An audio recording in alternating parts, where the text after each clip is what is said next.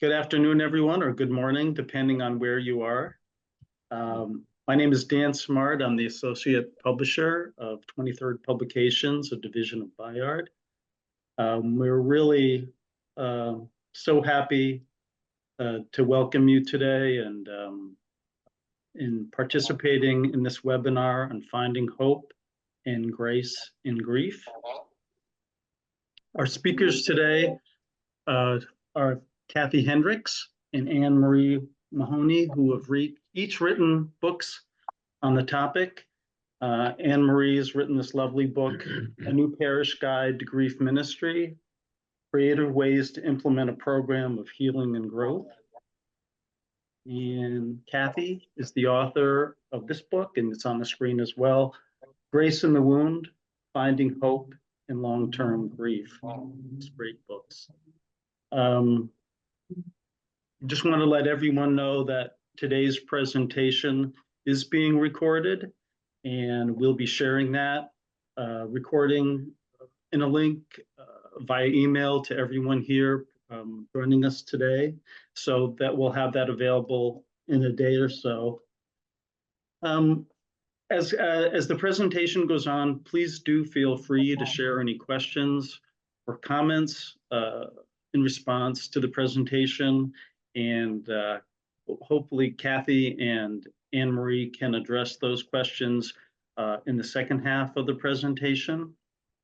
You'll notice on the screen here that we are in your invitation today's webinar. There's a link to this to a special. If you purchase both of these resources and use the code GRIEF at checkout, you will receive a 25%. And I'm sharing that link here in the chat. Okay, without any further ado, I'm going to turn the mic over to Anne-Marie, who will start the presentation. Thank you, Dan. Very excited to be here. Dan suggested I give you a little quick background on how I got to doing this book. I started out as a high school English teacher. I was working in an American Studies program. So early on, I was introduced to using art and music and video as a teaching method. When I started working in parishes as a director of religious education, I found that I really enjoyed doing the parent programs or the confirmation retreats, because again, it was an opportunity to use the arts to make some of my points. When I found myself at the other end of a number of deaths in my family, my parents, my husband, very sadly, and I found that even working in a parish, there wasn't a lot of support. There weren't a lot of resources out there. So once again, I turned to the arts as a vehicle and as a tool for processing grief. And what you see is the result of that. Parish Guide to Grief Ministry, which is 8 sessions on how to cope, how to work with grief, how to work your way through grief, and ultimately to come out the other end, we hope with hope and peace. So thank you very much for having me. Let's start with my slides. I've got really just 3 quick points to make for you today. I always start with this slide. This is the Gap of Dunlow in Killarney, Ireland. And I think this says so much about grief and loss. We start in the darkness. We start in the shadow. We start with storm clouds over us. We're experiencing some serious loss. But if we can start to move forward, if we can start to process our grief, we can start to walk down this path into the sunshine, and we can start to see the clouds clear and the blue sky. But that gap is always there. And I think that's one of the important pieces to remember. When we talk about grief and loss, just a couple of points. All of us have experienced what I call minor losses. We can't find our keys. Where's the remote? Where are my glasses? And that's annoying, but it's not the end of the world. However, there are major losses in our lives that we do have to process that are more difficult. Some of them are temporary, such as maybe an illness or a surgery. In my case, I have 2 children in the military, so I've experienced a number of deployments. But we get past that, we get over it, and we move on with our lives. What we tackle here is permanent loss, major permanent loss, which creates gaps in our lives that we cannot fill: a death, a divorce, selling our home, perhaps a physical permanent disability, or even the loss of a pet. All of that creates a gap.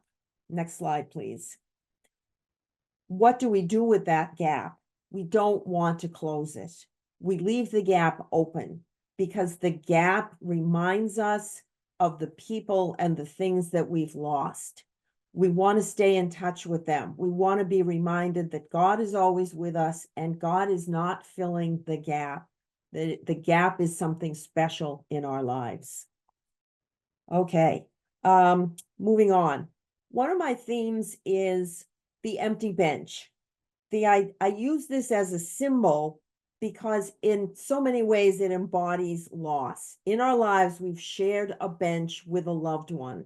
And now that life, that loved one, that home is gone. We're not going to throw away the bench. We're going to hang on to that bench. Why? Because it's a reminder of that person. It's a reminder of our loss, and hopefully it's a happy reminder. And so as we approach the holiday season, we're very aware that that place at the table is empty, but we need to turn it into a happy memory. You know, mom is not going to be there with her pumpkin pie, but let's talk about all the fun we had peeling all those apples for her apple pie. And so we keep the bench, we keep the gap, we keep it all open as a good remembrance. Next slide, please. Each of us has a story, and I always ask 3 questions when I talk about grief and loss. Who was I with my loved one? Who am I now that that person is gone? And who will I become moving into the future without my loved one? And so the challenge for us is to walk through that gate, to walk forward into an unknown. You can see in the background some steps. Where are those steps leading? What am I going to do with my life going forward? Next slide, please. One of my themes that I use all the time is holding on and letting go. I say, this is my friend Annie from Cove. This is Annie Moore, who from Cove, Ireland, on the southern coast of Ireland, at the age of 18, was put on a ship with her 2 younger brothers and sent to New York. She was the first immigrant to be processed through Ellis Island. And I think about, what did this girl leave behind? What was she letting go of? Her family, her friends, her home, everything that was familiar to her, she was leaving behind. However, what was she holding on to? Well, certainly hope in a new life, in a new place, but also her memories and her love of her family and friends and her home and all of those values that she learned there. And I'm sure that somewhere in a satchel that she was carrying, she also was holding on to some little mementos of her life in Ireland. And so that's what we have to do. What do we hold on to? Our special memories, what we valued, what we held dear about our loved one, but we also have to be willing to let go. Let go of the grudges, let go of the sadness, let go of all the extraneous stuff that doesn't bring us hope and peace. Next slide, please. And so I use my friend Jim Keenan, who's a theology professor at Boston College, focuses on virtue ethics. I love this quotation from him because it really embodies everything that I try to do in a bereavement program. Whatever enables us to continue to believe in the face of death, doubt, uncertainty, or fear is hope.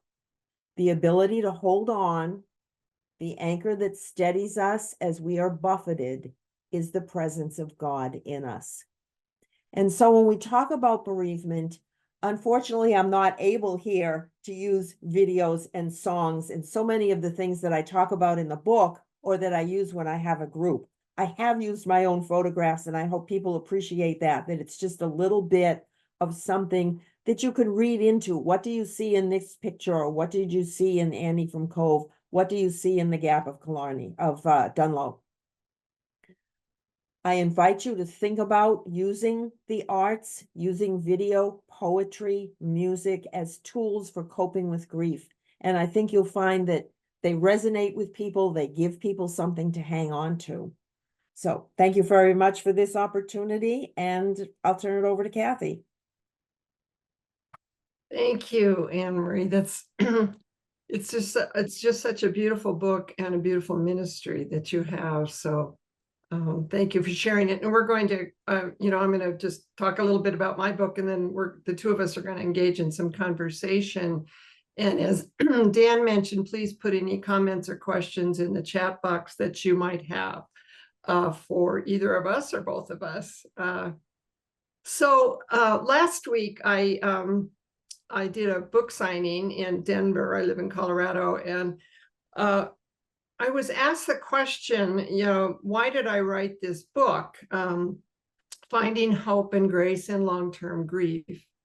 And it was a good question, because it's like, why do we write things? And I came up with, basically, there's three primary reasons. First of all, is that there are very few resources on grief that go past those initial stages, the first year or two.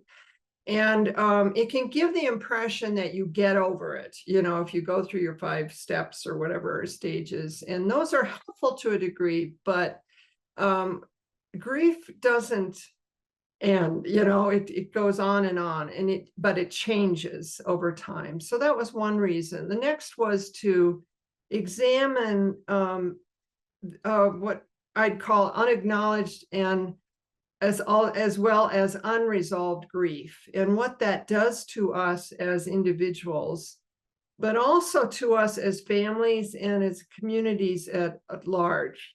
And then the third, which is why the title of the book, is over the long term, grace can emerge from grief. Something really beautiful can come from that. And that was something that I wanted to explore. And it's why I start every chapter in the book with one of the post-resurrection accounts as a vehicle for looking at grace and what grace means to us.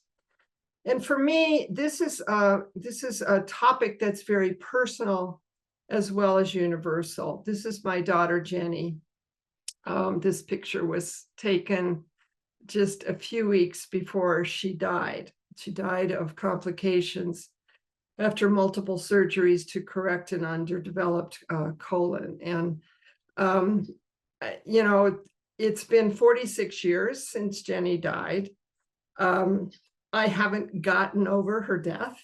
The pain has certainly mellowed over time, but it certainly hasn't dissipated. And so, as I note in the introduction to the book, closure is neither possible nor desired. I don't want to forget that pain. I don't want to forget Jenny, of course. And so I've learned a lot over the years about grief and how it does morph into something bigger and at times brighter and beautiful. So Jenny's still very much a part of my life. But something has emerged from that. And so I take her story and thread it through the book. And I recognize there's kind of there's a risk in doing that, in funneling your own personal experience through a topic as large as grief. But I wanted to make it personal as well as something applicable to other people's lives. Because my work, I've been involved in parish ministry and religious education for 4 decades, and I'm also a spiritual director, and it's brought me in touch with a lot of people who've also walked this long path of grief and loss. It's often one that's lonely and can grow more so with time, because our culture doesn't deal well with grief and death. And so the bereaved are often expected to be over it within a year or two. And those who know the hole that a loved one's death leaves knows that's not possible. So what makes it all the lonelier is when it is not acknowledged or it remains unresolved. years after Jenny died, I have 2 other children, which I'm very blessed with, but I had a miscarriage. And at that time, I was, a number of women friends reached out to me, and I was stunned at the number of them that had also experienced a miscarriage, because I had no idea. And it's something that it kind of opened up this understanding that there's a lot of grief and loss that goes unacknowledged. Melissa Kelly, who wrote a book called, she's from Boston College, teaches at Boston College. She's the author of the book, Grief, Contemporary Theory and the Practice of Ministry. She calls it disenfranchised grief, which lacks social validation or public knowledge. And there's lots of different examples of this. Miscarriage would be one of them, but I think of people that have had a suicide perhaps in their family, or the AIDS pandemic, and more recently the COVID pandemic, where all deaths occurred and people don't want to talk about it or even acknowledge that happened. I think we as a world, certainly haven't even begun to deal with the COVID deaths because they're so recent. Or traumatic events such as murder, or accidents. Others might be reticent to acknowledge the deep loss suffered by the bereaved out of fear of, maybe saying the wrong thing or bringing up an uncomfortable topic. And that just makes it a lonelier and more isolated process.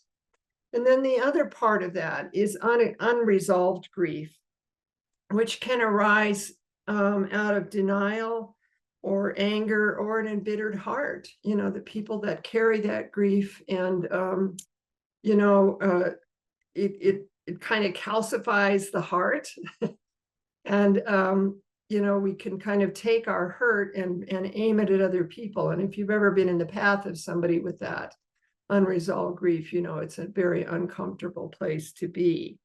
There's all sorts of ways that we can deny or suppress the deep hurt that underlies these reactions. In my own case, after Jenny died, I tended to over-spiritualize it. I was in church ministry, and I moved very quickly to assure others, oh, she's now safe with God, she's free from pain. And certainly I believe that, but in doing that, I let others off the hook. They didn't have to talk to me. It was like, Kathy's fine, she's her face solid. And I became this kind of heroic figure when in truth I was shattered. And it's made me wary ever since of platitudes, because I handed them out myself. And I wasn't even aware of it until, years and years later, I started to really process that. I certainly believe that my daughter is with God and always has been, but being overly stoic did not serve me well. It also forestalled a recognition of the layers of loss that a death entails. And I think that empty bench image that Anne-Marie showed is part of that. All the things that we're going to miss around the loss of a person, loss of a pet, a loss, whatever it is, the loss that is in our lives. And one of those layers of loss is trauma, sudden deaths, for example, or lengthy hospital or hospice experiences, violent or accidental injuries. All of these might go unacknowledged for a lengthy period of time and thus remain unresolved. And we don't realize the trauma of that or the deeper layer of loss. One of the other examples I use in my book is the deaths of all 3 of my sisters and my brother that happened within a 5-year period. And I'm just coming up on my brother's anniversary of death tomorrow. And all that was lost because of that, memories that I can't share anymore with anyone who remembers them. My older brother is 10 years older than me, and it's just the 2 of us left. And Ted has different memories than me. So it's all of that, a loss of place for us to gather, for example. So some of those layers, and we really kind of need somebody to help us process that, I think, at times, and those come out over time, I believe.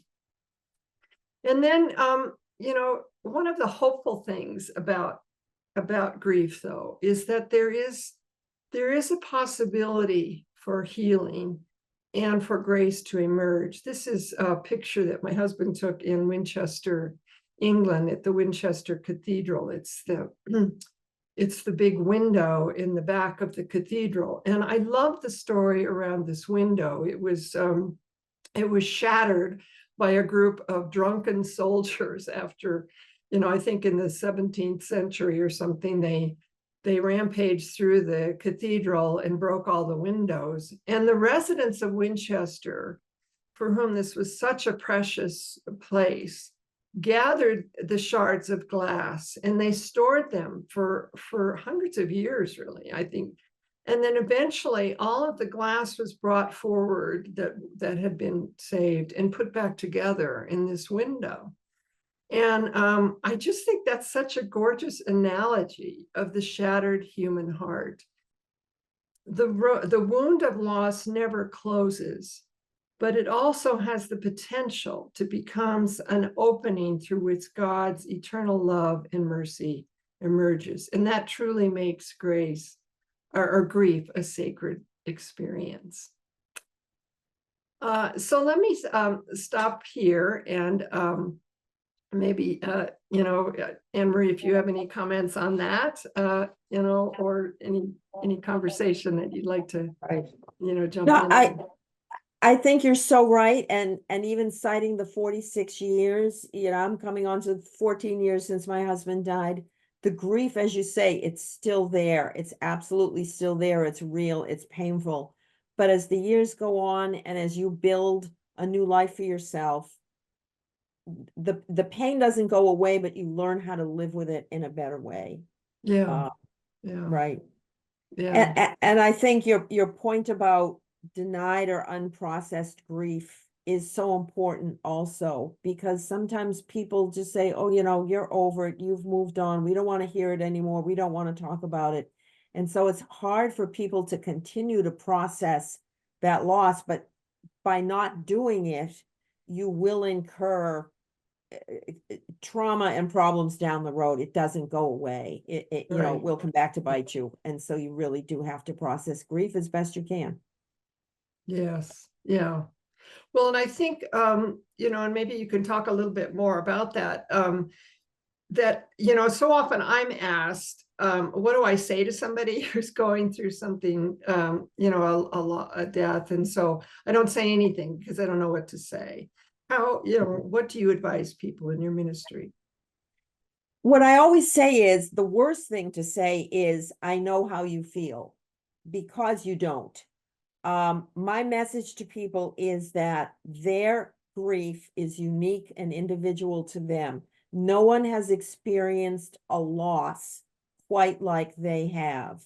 And certainly others that they encounter, their family members or whatever. Yes, we've all experienced a loss, but not in exactly the same way. And so to be very open to how people grieve and to what they grieve, and don't try to say, how they feel, or you should be over it. It's 6 months, it's a year, get over it. No, it takes a very long time for people to get over it, and they do it in their own time, and that's okay. There is no timeline, there's no deadlines. You do this in your own way. And I think it's important for people kind of to own their grief and not feel that they have to answer to others because they're stuck in one dimension of grief. Yes. Or a year has gone by and I'm not over it. Right. A question popped up. How can I best support the parents who have lost their child? I want to support them, but not bother them at the same time. And that is an excellent question. And I know my own experience was such that, like you said, some people won't say anything because they don't want to bother you. And it's not like you're going to forget that you lost a child. One of the most special things that I've experienced after Jenny's death was just the tender outreach of the community. We were up in Alaska at the time. We were in a small community, and we had a number of people in the parish. One woman went to the hospital and she took the pajamas, the little nightgown that Jenny had and a blanket that she was wrapped in, and she washed it and she brought it back to me. And I still have the blanket. Sure. people just, I think it's just, I always say to people, I'm so sorry for your loss. I think I do avoid, like you said, I know how you feel because I don't, exactly know. I can relate, but when you tell them you've had a loss, in some way, there's some kind of connection there. So I don't know how you respond to that either, or. Yeah, I would say openness. That was a beautiful gesture of the person who did that with the clothes. I've sometimes encountered people who say, don't bring me food, or don't do this, or don't do that. And I think, what a lost opportunity. Mhm. People around you, even if it's people you barely know, it might be the neighbor up the street that you just, smile and say hi to every few weeks. They want to show that they care. And by allowing them to do that, you receive that support and they feel like they've helped you. So yeah, I would say don't shut out anybody, even though it might be annoying to have 15 lasagnas in your freezer. It's still, it symbolizes love and it symbolizes support. And I think the other piece of it is, I experienced after my husband died with my children, they didn't want to talk about it. Like you say, it's not like any of us were forgetting that, Brian had died. And I realized they were afraid to talk to me because they didn't know how I would react. They didn't want to make me sad.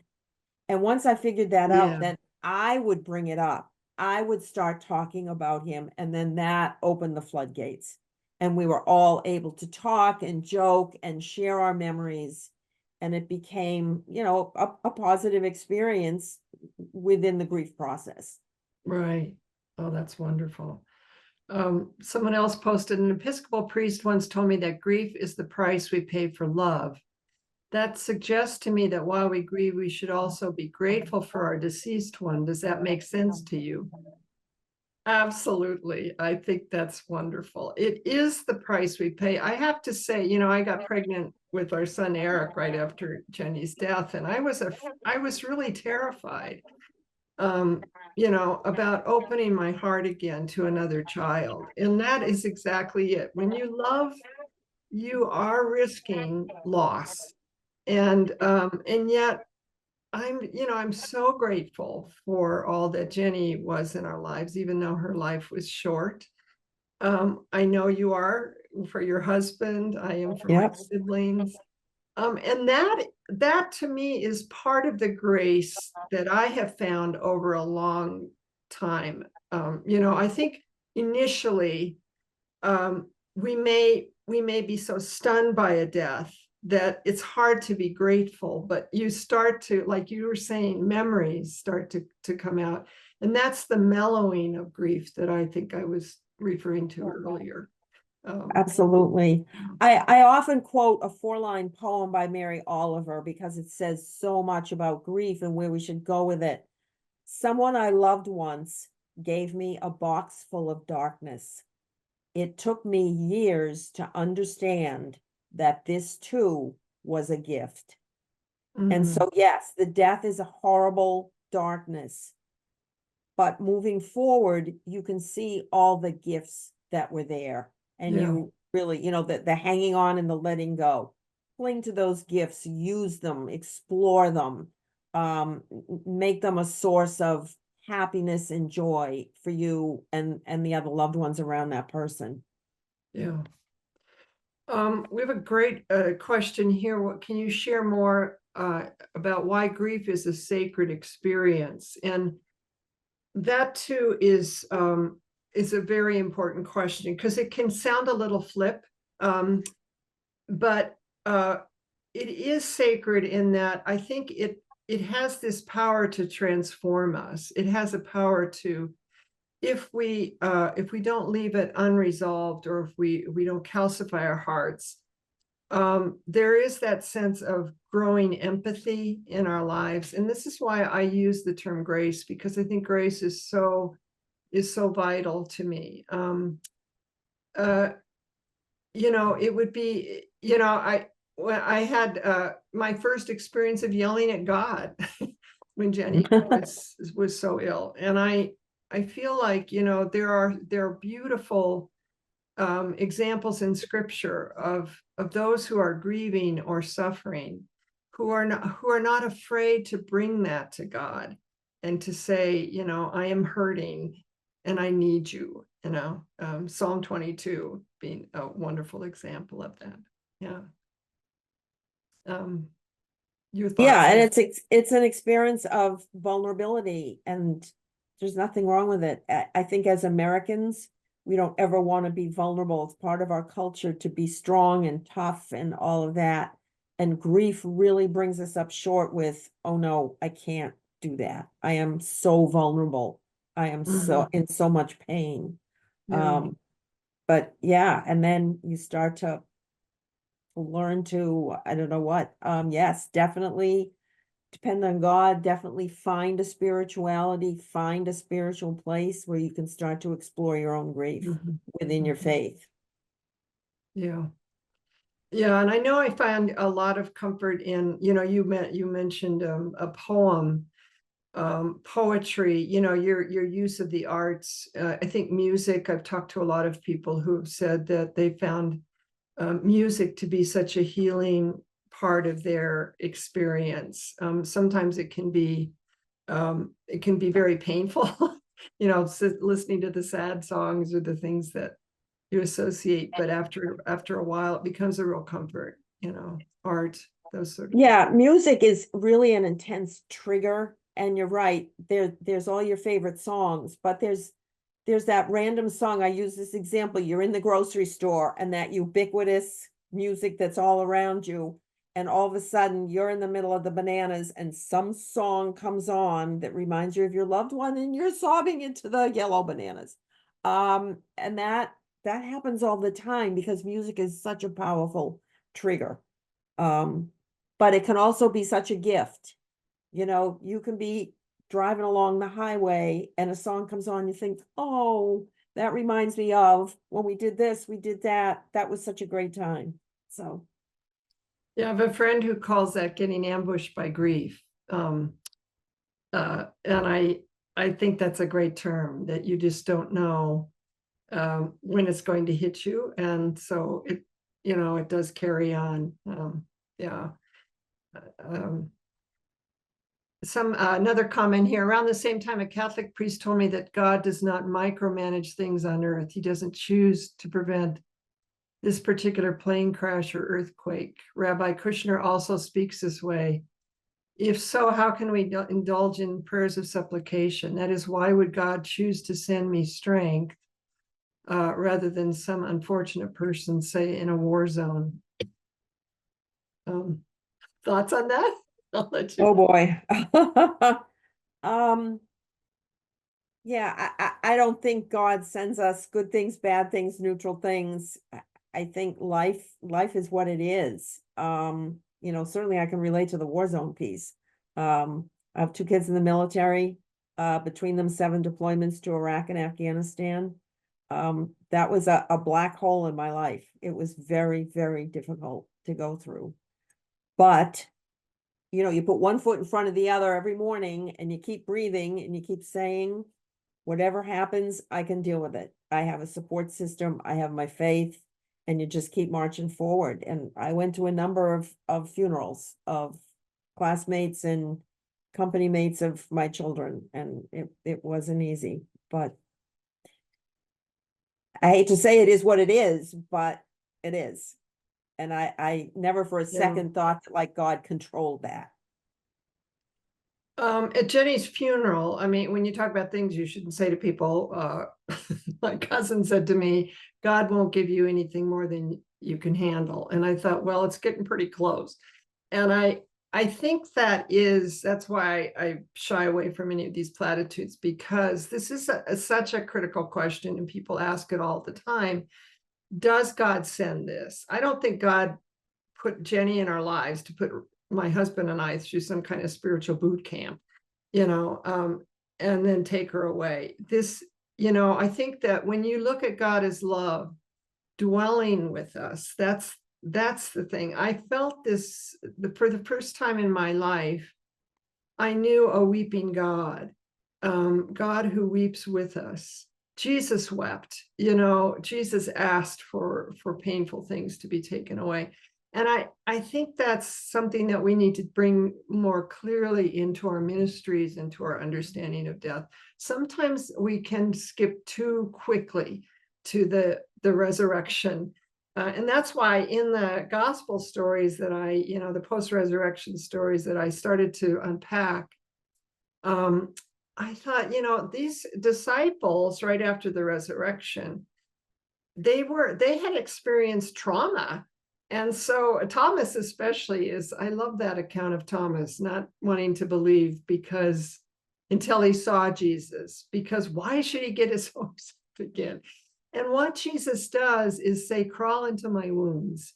And I just think that account is so incredibly powerful for people that need that kind of solace and reassurance that God is just with us.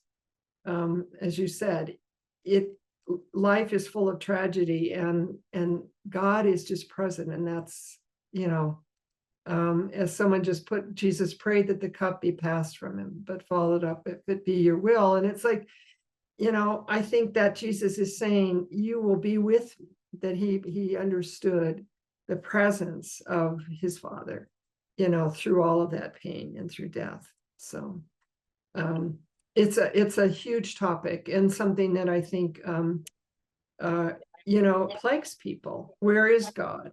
And and the psalmists weren't afraid to raise their fist at God and say, how could you let this happen? And I think our faith has to be that strong too, to be able to do that and understand that God wraps us. Another thing that somebody did for me after her death was a woman named Mary knocked on my door after a few days after we got back. We had taken Jenny to Denver to bury her. We were up in Alaska. And I opened the door. She didn't say a word. She just put her arms out, and she had in them a little wool blanket. And she gave me that blanket. And I still have it on the foot of my bed. And it's such a beautiful symbol to me of being wrapped in the love and mercy of God. And the love that was exemplified through this beautiful gesture that Mary extended. And it still speaks so strongly to me. And that's what I hold on to. Well, and I think, as you alluded to earlier, we don't instantly jump to the resurrection. I think Shelley Rambo, who's a BU professor who focuses on grief, but also trauma, using the work of Hans von Balthasar, speaks a lot about Good Friday, Holy Saturday, and Easter. That Good Friday is the trauma, the death, everything that we go through. We certainly don't want to stay in Good Friday. We have to move on. But she says that it's a good thing to have Holy Saturday, to have a place where we can process our grief, where we can quietly stay where we are. And then when we're ready to move on to Easter and to move on to a resurrection mindset, we never just want to plant forever in Holy Saturday. It's a temporary place, but we need that temporary bridge between the horrible sadness of Good Friday and the intense joy of Easter. And I think that's a little bit of what the process of grieving can do for us, if we can think about it in that way. Yes. Oh, beautiful. Yeah. One question I have for you is, I believe in your book, and in conversations we've had, you've distinguished between bereavement and grief. Did you want to speak to that? I think a little bit, and I think it goes back to how I've defined the losses. That grief can be about a lot of things. In doing the work that I do and working in parishes and senior centers, I've met so many people who will come, and yes, maybe they've experienced a death, but the overlay to that death is often something else that's intensifying the grief and is just as sad. And it could be being forced out of a long-term family home for financial reasons or whatever, could be a divorce. It could be the loss of a pet. We've talked about that. There are so many ancillary pieces that create grief just as legitimate as the death of a loved one. Mhm. And yet when we talk about bereavement, we only think about death and we only think about a loved one. And there are just so many other layers to grief. I like to say, you know, that saying, life happens while you're making other plans. Well, death happens while you're trying to live the rest of your life. And Mhm. so you're still dealing with your job, your children, your mother-in-law, you know, the roof needs to be replaced while that person in your life has died. And so, you know, how do you put all those pieces together? It layers on the grief for you, and you have to be able to separate it out a little bit and understand it's all a process. Right. I did, just to follow up on our, somebody had a comment here about God's love. Isn't the empathy, compassion, and love we feel towards those who have recently experienced a great loss an indication of the divine love of our Creator? And I think that's exactly what makes it so sacred. This question, how can I grieve the death of my parent who was estranged from me? They weren't Catholic, but Jewish too. Yeah, there's some unresolved and unacknowledged. Yeah, unresolved. No answers. Yeah. Yeah, it is, because the death brings to the fore whatever disagreements and whatever grudges and, you know, whatever has happened in a family. And you're right, how do you deal with that? Mhm. It is part of the process, and I think the person has to come to terms with it in some way.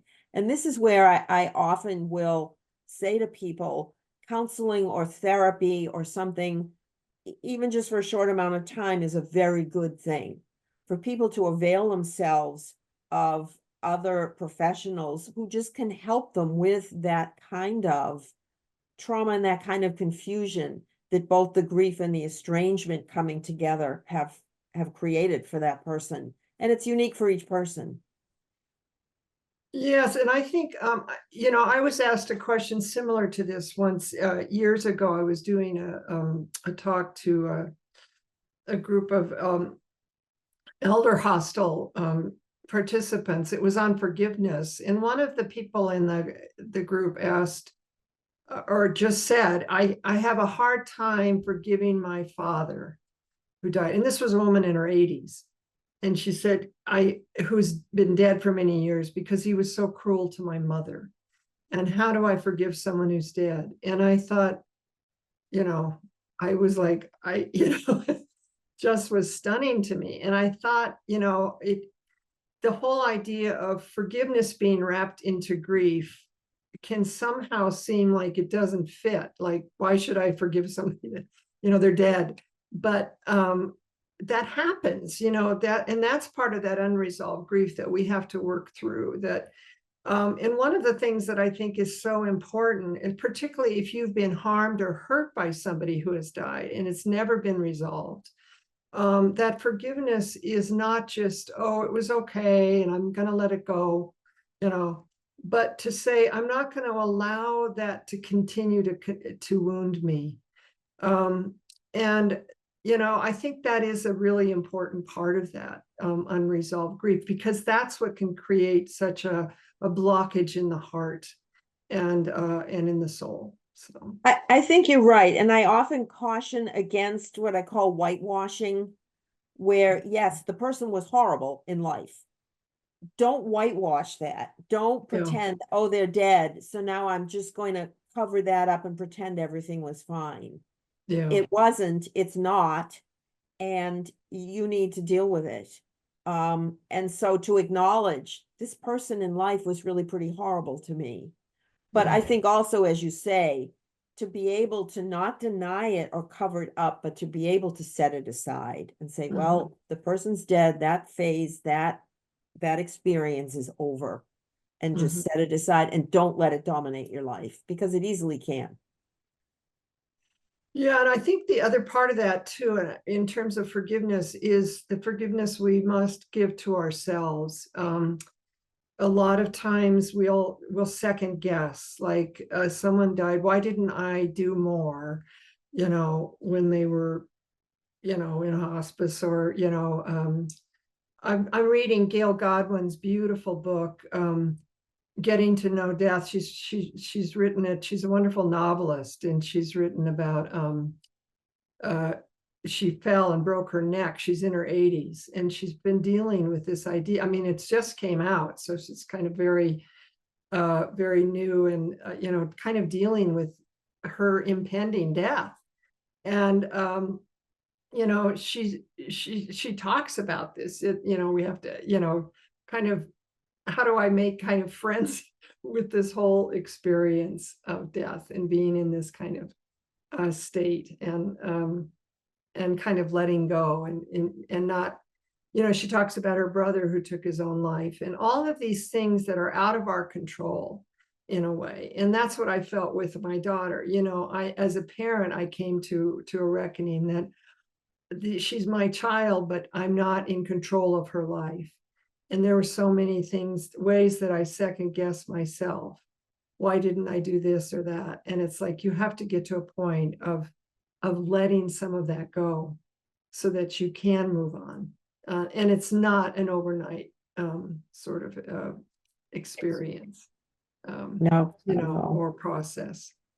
I do have a question here, and this is really a one for you, Anne Marie. Do you have any tips on starting or participating in a parish bereavement support program? And that's a wonderful question, you know. What about?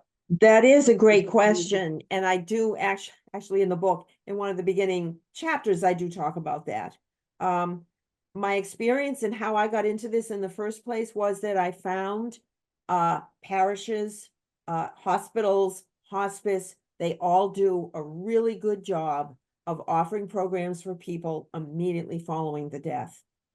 But what happens is 1 year after the death, as you move into the second year, one morning you wake up and you say, oh my God, what just happened? The reality of that death starts to set in, because you're done with the paperwork and the casseroles and everything else that went along with the immediacy of the death. Now you're left with, how do I move forward? So that's just as a little background as to how I got into this. I wanted to put together a program that would address that need for people down the road. And so I did start in my own parish. And I think, as with any other kind of program, you know, I think you have to approach people, be it a pastor, be it a pastoral associate, you know, a religious education director, approach someone who will be receptive to this and brainstorm a way that it will work for you in your parish or in your senior center or in your facility, in terms of a day, a time, a routine.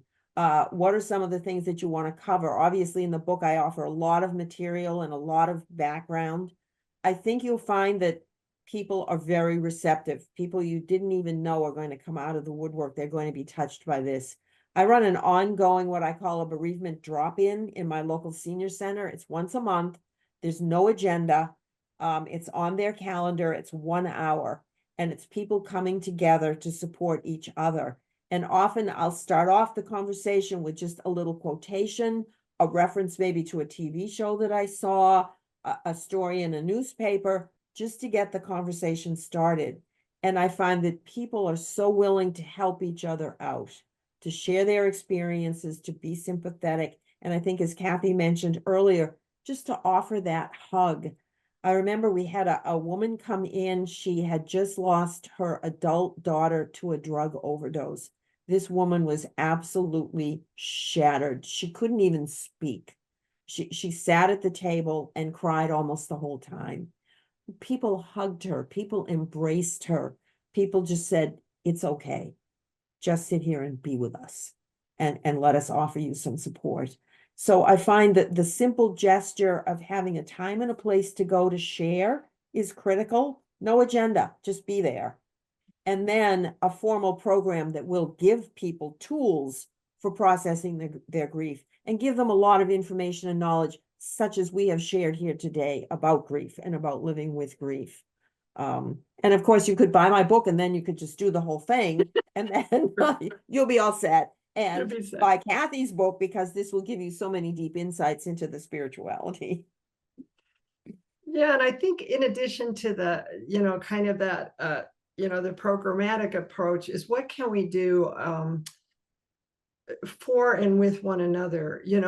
One of the things that I try to do is to make note of somebody's, like, my niece's son was killed in a car accident. And I write down his birth date and also the anniversary of his death so that I can contact her on those dates and let her know I'm thinking of her, because the longer it goes on, the fewer people remember that. When there's a mass shooting, I just don't want to pray for people in a vague way, but I take the names down out of the news and put them in my journal and pray for them by name. I just think that that's whatever we can do to touch people personally. This is how we pass on the love of Christ to one another. Now,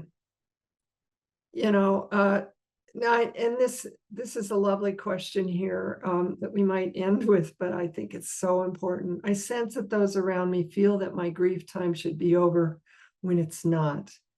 How can I best communicate that I'm still grieving?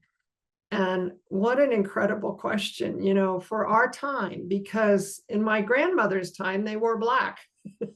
Yes, yes, They yes. wore clothing that said, I'm an injured, wounded For a person. full year, And yes. we don't have that. And I think,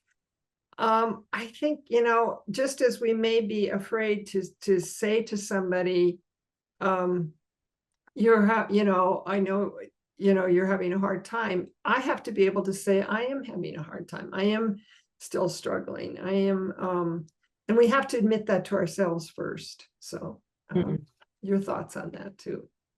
No, I totally agree. And it's hard for people to say, I'm still grieving. It still hurts.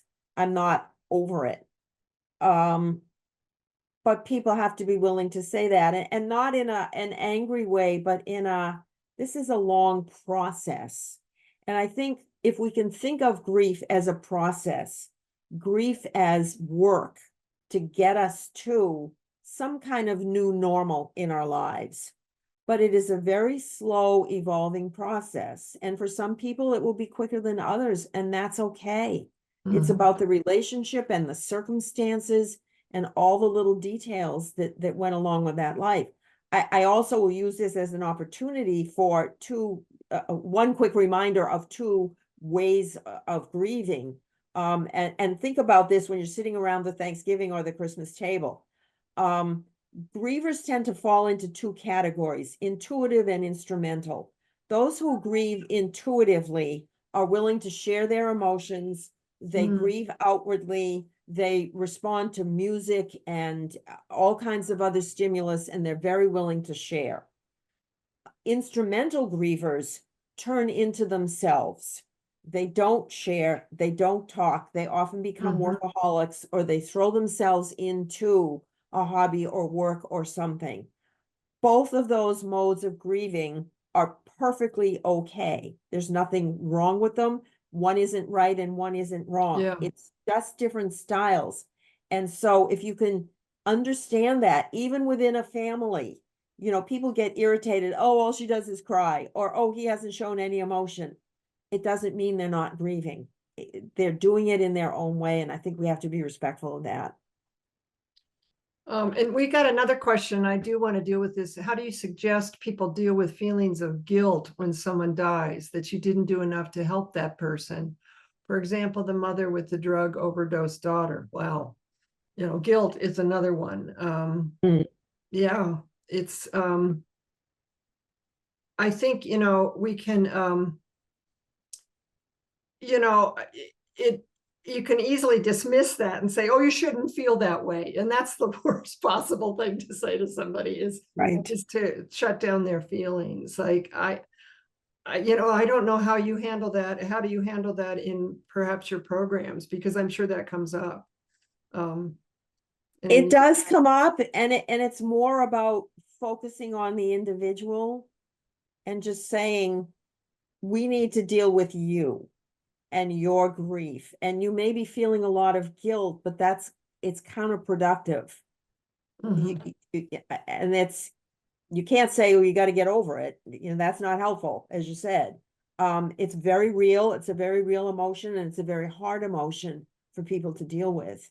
But I go back to, and I don't want this to sound like a cop-out, but there is a great value in professional counseling or therapy. And I think for many of these people who are experiencing that kind of guilt, particularly around traumatic deaths, availing themselves of some professional help would be a good thing. Yeah, and I think it's important. I mean, I had to deal with this with a family member myself, and I just had to get to that point in my own life of saying to myself, God sent the Messiah and it wasn't me. And, that I am not in control over another person's life. And as much as I want to think that I should have said this or done this or been there, it's like, is that even reasonable after a time? And it depends, I think, how close you are to that person, how much you can speak to them. It may take somebody, a professional or a spiritual counselor, somebody to help them let go of that. But even in a friendship sort of way, to say, is this doing you any good? And is it doing your family any good? Is it doing anybody any good to be guilty? It doesn't really, and how do we control somebody, especially, well, drugs, the addiction, all the layers to that, but it is very difficult, while also acknowledging how difficult that is. It's a hard thing for them to carry. Right. And I think sometimes the guilt is imposed by other people, particularly in families. Why didn't you notice? Why didn't you do something? You were here, I was elsewhere. This is on you. And I think to be able to push back at that and say, as you said, I did what I could. It was still the other person's choice or the other person's circumstances, and I'm good with what I did. Please don't put your guilt on me. Oh, yeah. And I think, one of the quotes that I have in my book, I got from Atlantic magazine about COVID, when people died, after COVID, and the question, did you get vaccinated? Really, like right away. It's like almost immediately putting something on people, like, well, you brought this on yourself, or you didn't do this or that. I think we all have to watch our language and how we speak to people, so that we're not laying, any kind of guilt on them, as well as kind of just accompanying them. Pope Francis's lovely term, is walking with people. And recognizing that they have to go step by step through that. Well, thank you so much. I'm going to turn this back over to Dan. All right. At the end of our time, but it's just been lovely to be with you, Anne Marie. So thank you. Thank you, Kathy. Yes, I've enjoyed this. Thank you so much, and thank you, Dan. Oh, thank you. This could go on and on and on. There are so many facets to grief for everyone. But this was really helpful. I love that image of the gap, Anne Marie, and holding on to the gap. Some great tools. You've both shared some really great tools. Thank you both. Thank you both. Thank you for everyone for sharing this time with us today. And we've come away with some great tools, I think, from Anne Marie and Kathy. I've shared another link. We've authored other really good grief resources in addition to Kathy's and Anne Marie's, and for All Saints Day coming up, and for many other aspects of bereavement and grief. Thanks again. Have a great afternoon, and you will all be getting a follow-up with a link to the video of this recording today. Thank you. you. Bye-bye, everyone. Everyone. Take care.